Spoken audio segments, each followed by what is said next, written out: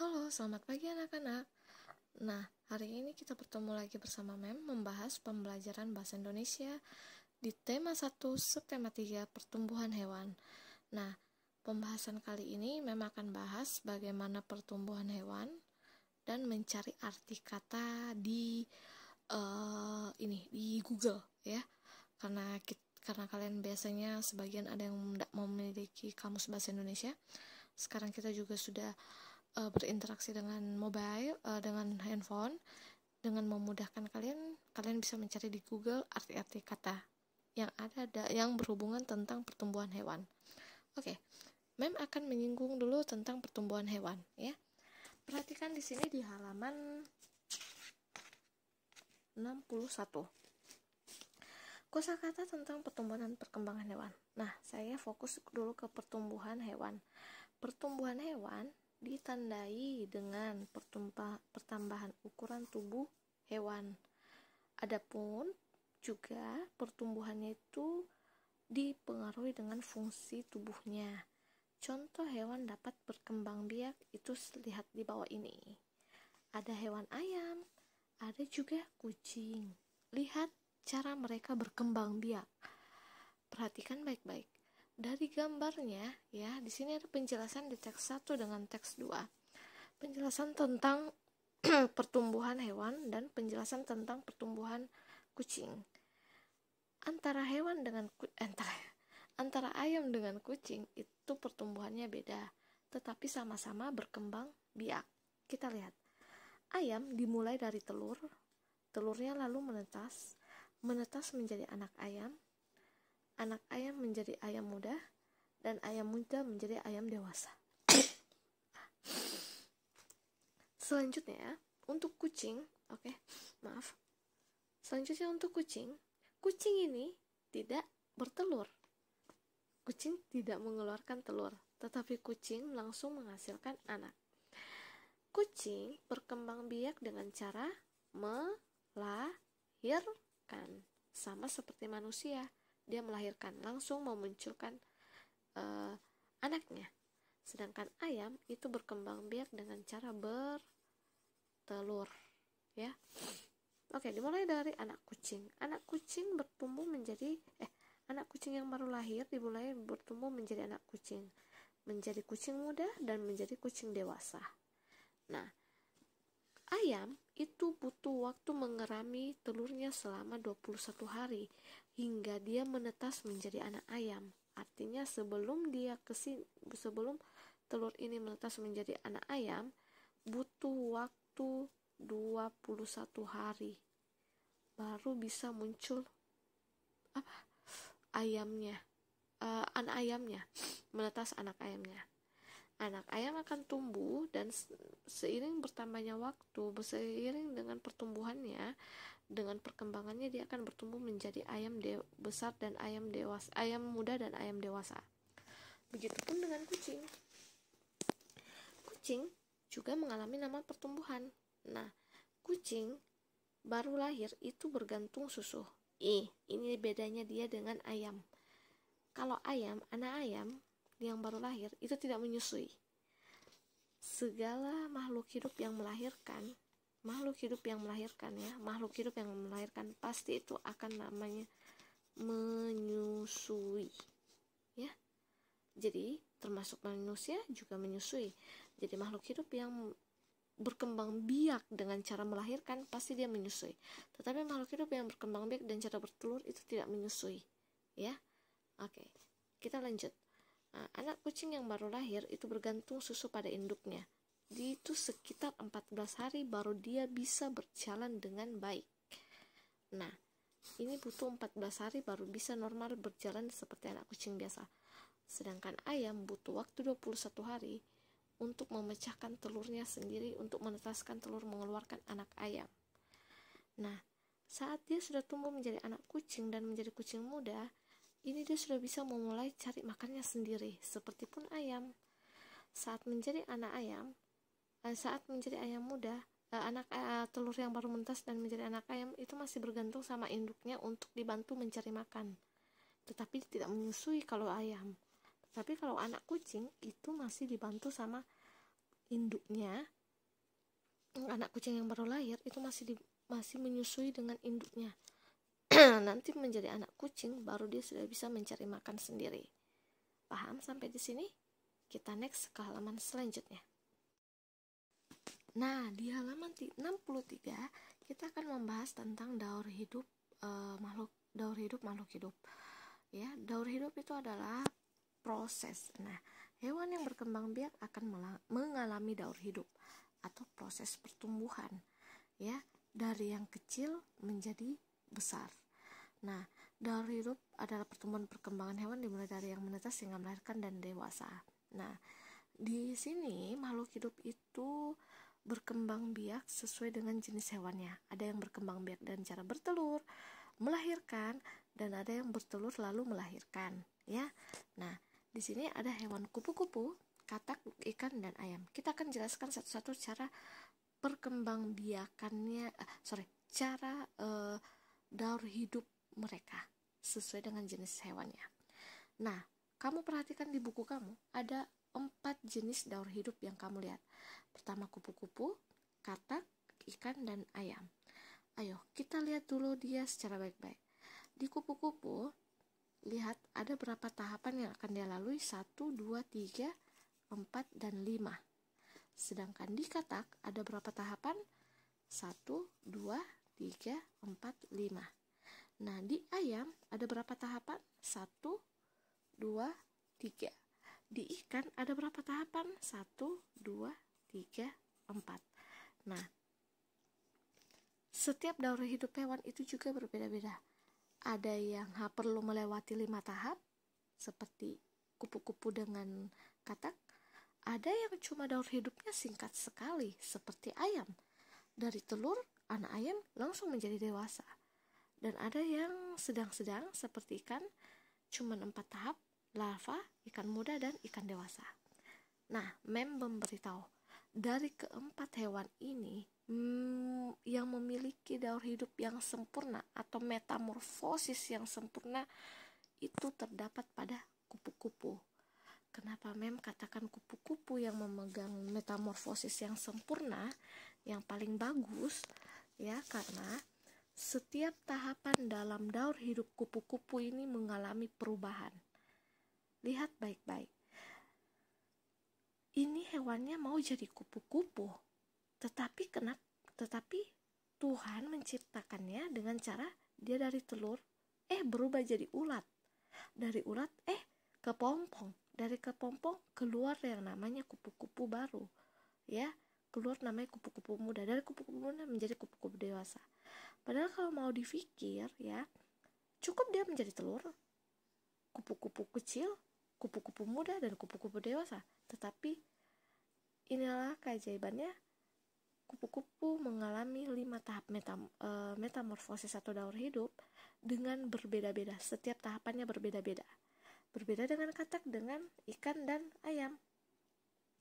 Katak itu hanya memiliki 3 perubahan.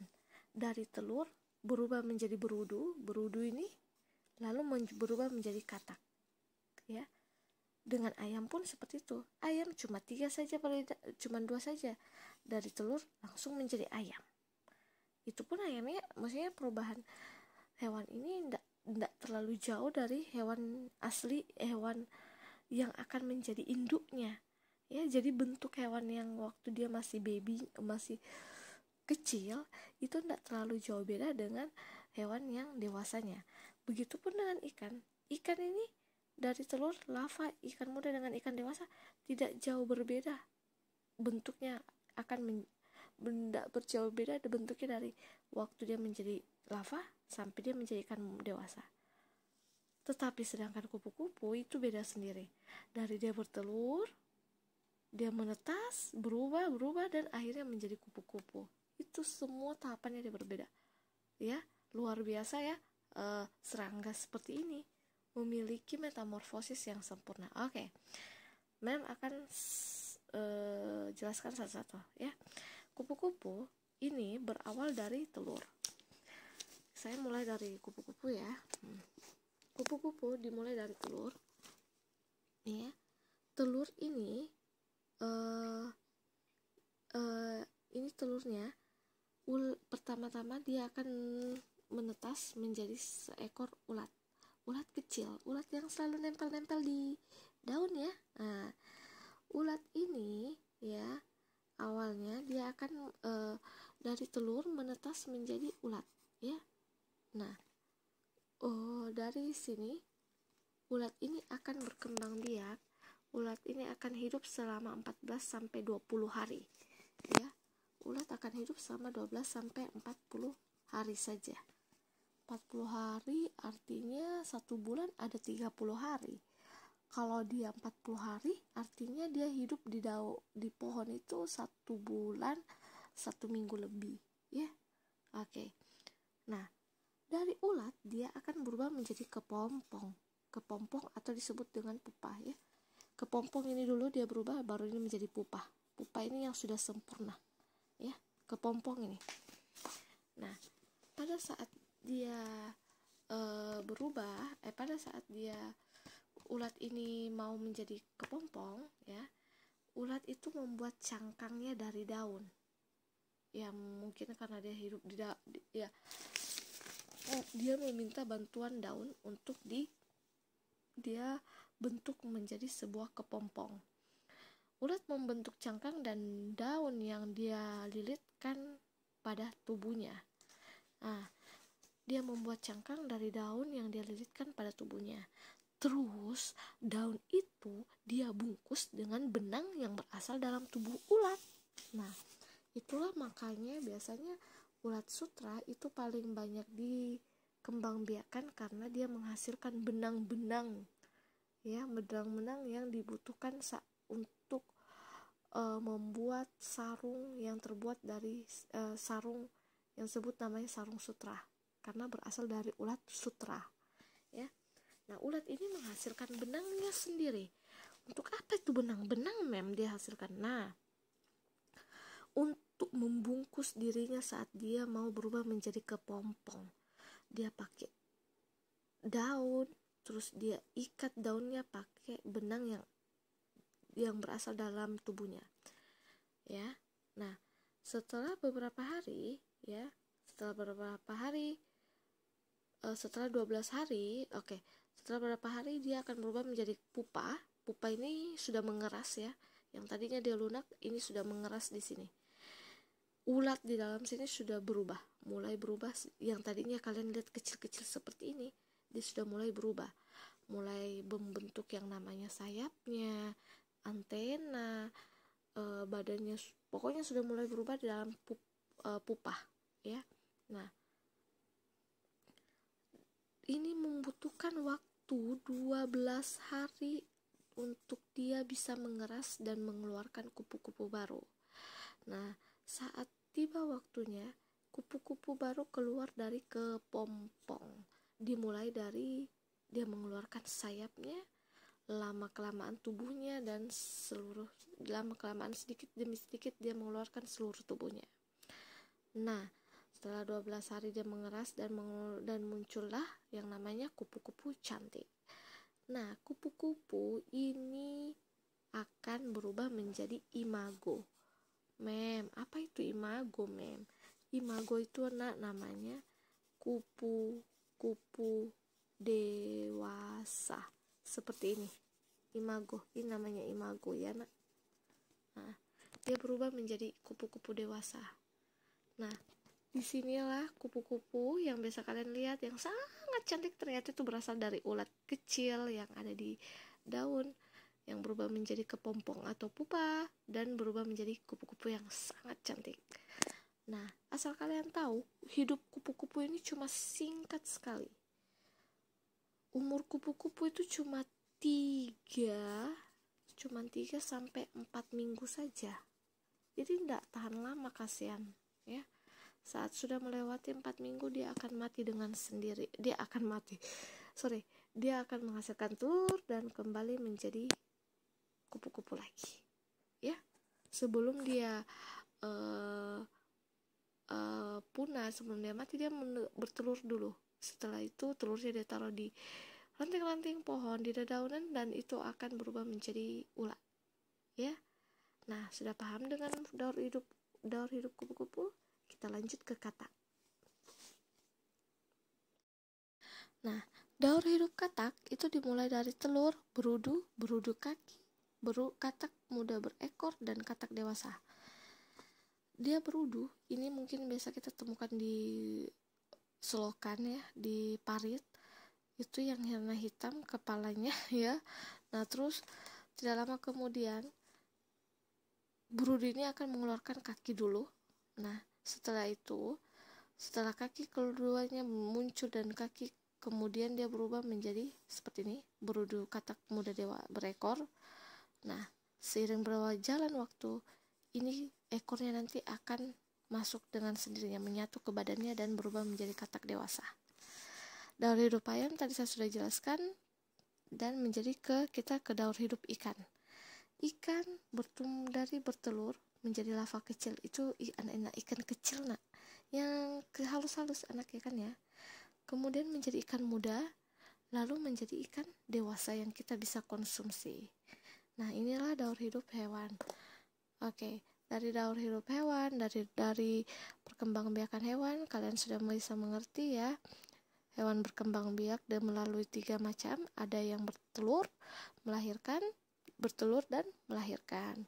Terus daur hidupnya juga beda. Apa itu daur hidup? Proses dia bertumbuh dan berkembang dari kecil menjadi besar. Nah, setiap hewan ingat berbeda-beda cara daur hidupnya ya. Nah, hewan yang memiliki daur hidup yang metamorfosis atau daur hidup yang sempurna itu terdapat pada kupu-kupu, karena setiap dari dia telur sampai dia menjadi kupu-kupu dewasa itu memiliki banyak perubahan. Itu dinamakan metamorfosis sempurna. Saat dia daur hidup, banyak sekali bentuk-bentuk yang dia alami ya. Nah, kemudian kita akan mencari arti kata pada Google ya, bisa kalian minta bantuan pada Google arti kata yang berhubungan tentang perkembangbiakan hewan. Kita lihat di halaman 62. Di halaman 62, kalian akan menemui kolom atau tabel yang berisi dengan kata mengerami, menetas, berkembang biak. Ini mengerami di hewan mana nak? Hewan ayam, unggas-unggas ya, ayam, burung, bebek, itu semua. Menetas berhubungan dengan yang namanya telur. Berkembang biak. Nah, di sini kamu diminta mencari kosakata yang sulit. Kosakata yang kamu belum paham ya, dan kamu akan diminta mencari artinya dan bisa membuat kalimatnya. Nah, di sini mengerami artinya duduk mendekam. Artinya seperti ini. Ayam seperti ayam ya, untuk mengubah dari telur menjadi anak, dia tuh mengerami artinya dia menduduki, dia menghangatkan terus itu telurnya hingga telurnya siap untuk mengeluarkan anak ayam yang baru. Itu namanya mengerami, duduk mendekam. Menetas, apa artinya itu menetas? Nah, ini kalian bisa cari artinya di Google. Ini ada yang saya di buku cetak kalian. Menetas itu adalah keluar dari telur. Berkembang biak, apa itu mem berkembang biak? Tadi apa yang mem sudah jelaskan? Berkembang biak adalah bertambah banyak supaya mereka tidak punah. Nah, tugas kamu nanti akan mencari arti-arti kata. Jika mengalami kesulitan, boleh bertanya sama orang tua dan minta atau bisa mencari atau search di Google arti-arti katanya. Lihat di halaman 64. Latihan ini akan kalian kerjakan ya. Latihan ini akan kalian kerjakan. Tulislah 4 kata sulit dari tabel di atas. Coba baca dan carilah arti-arti kata yang sulit. Arti kata sulit itu kamu taruh di sini. Nomor 1 apa? Terus cari arti katanya. Nah, setelah kamu sudah dapat arti katanya, di nomor 2 di sini kamu diminta buat kalimat dari kata-kata yang ada di sini. Oke, bisa paham dengan tugas ini? Cukup mudah karena kalian diminta untuk membaca cerita, ciri-ciri kura-kura, terus jika menemukan kata yang sulit atau kamu tidak tahu artinya, tuliskan, nak. Kalau tapi di sini kolomnya cuma 4, bisa tambah, boleh tambah 5, 6, 7 terserah. Ya, yang penting kata itu jika kamu menemukan kata yang kurang kamu pahami, tuliskan. Ya, nak.